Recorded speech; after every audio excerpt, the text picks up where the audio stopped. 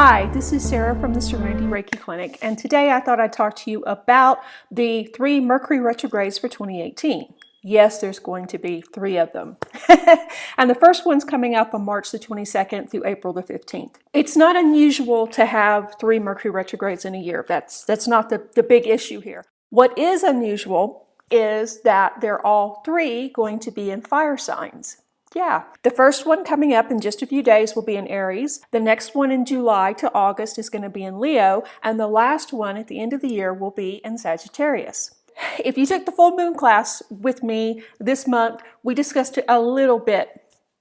The big question everybody asks is, of course, oh shit, how is this going to affect me? And what can I do to make the most of this energy?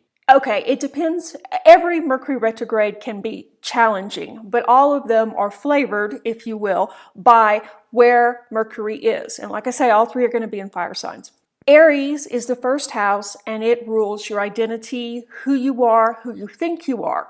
So with that in mind, you can figure that it's going to be challenges and lessons that come up from that house or those type of problems. It shouldn't be so much money. It should be about identity, who you are, who you think you are, lessons to maybe test you on who you think you are. So it's not necessarily a bad thing. Mercury gives us the ability to learn and grow. The best way to deal with Mercury is to check and double check. Stop just assuming everything's going to run right and, kind of live in that twilight zone. Wake up. And that's the big thing that Mercury does, is Mercury wakes us up. So to answer your question, what does this mean to you? Aries is the first house, and it rules our identity, who we think we are, who we believe we are. And the issues that are going to come up with this particular retrograde are going to be more along the line of perhaps showing you're not who you thought you were, or the decisions that you made about yourself, your internal programming, if you will, may not be really in your best interest. And from time to time, all of us integrate internal beliefs or core beliefs that we believe about ourselves and about the world that are true.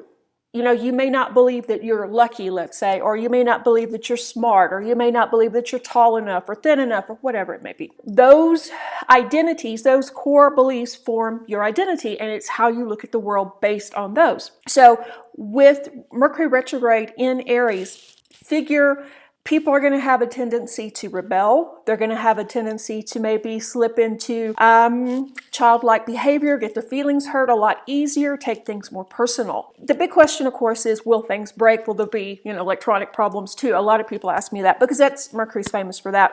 And yes, the fire signs are a lot more, if you will, physical. All year long, you can expect to have more physical things, dropping dishes, those kind of things. I don't really foresee huge, major accidents, although the Chinese astrology does kind of lead this year as a possibility for train wrecks and plane crashes. But anyway, that's another class. With Mercury retrograde in Leo this summer, we can expect ego problems. We can expect even the most humble people to suddenly have a huge ego, or to maybe see that in other people and want to call them out on it, and those kind of lessons that go along with that, and people mirroring your own behavior. Yeah, so that should be a fun time in the heat of the summer. And at the end of the year with Sagittarius likes to travel and go and plan big. So you can expect big plans to go awry come December. Now, on the positive side, Mercury retrograde is a great time to clean out the closet, donate things to charity, clean your house, get rid of the broken stuff, and finish up projects. It's not a good idea to start projects in a Mercury retrograde, but what you've started prior, it's a good idea to finish. I wouldn't recommend moving or actually looking for a house during Mercury retrograde, any of them, regardless if it's a fire sign or not. And also, I would not recommend a relationship unless you're ready to revisit something from the past, because that's another thing. During this time, ghosts from the past come back, and it's not just romantic. You may suddenly get a job offer from a previous employer. You may suddenly decide you want to go back to your alma mater. You want to go take classes, those kind of things.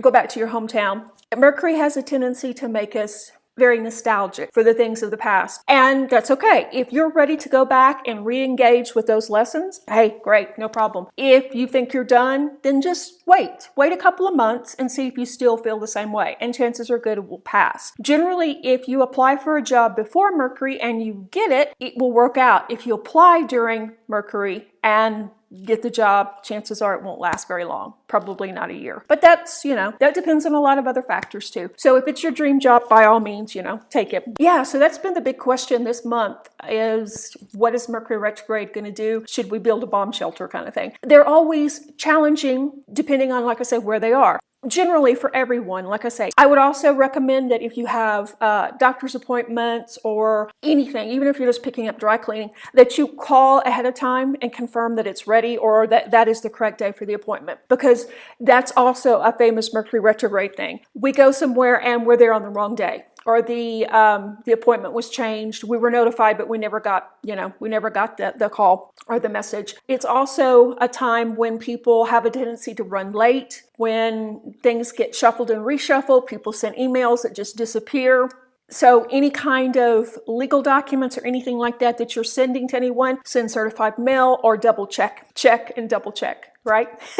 That's the theme with any Mercury retrograde. So I hope that gives you a little bit more information. I don't want to scare you because it's not necessarily a bad thing, especially if you're aware and you do take the time to kind of, like I say, wake up a little bit, look around and not just assume that everything is going to go smoothly. That will definitely stop the surprises if you check and double check. The one last thing I want to leave you with is, don't get mad. If things are canceled at the last minute or people don't show up when they're supposed to, you know that it's going to be very likely during this time, so don't get angry. Don't take it personal, and just know that everybody is in this lesson. Okay, I hope that was helpful. Be sure, and if you haven't already, subscribe to the channel. We've got more videos. Hopefully we're going to do at least one a week now. Yeah, maybe.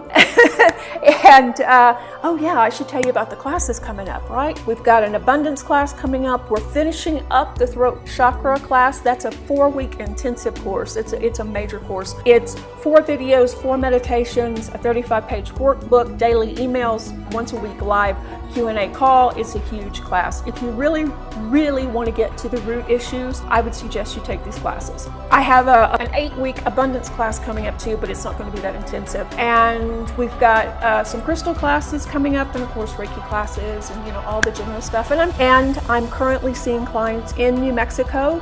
If you haven't already, be sure to subscribe and leave me a comment and let me know if this was helpful or if this just made you want more information, right? And hopefully we'll have videos out regularly every Thursday now. Reiki blessings. Bye-bye.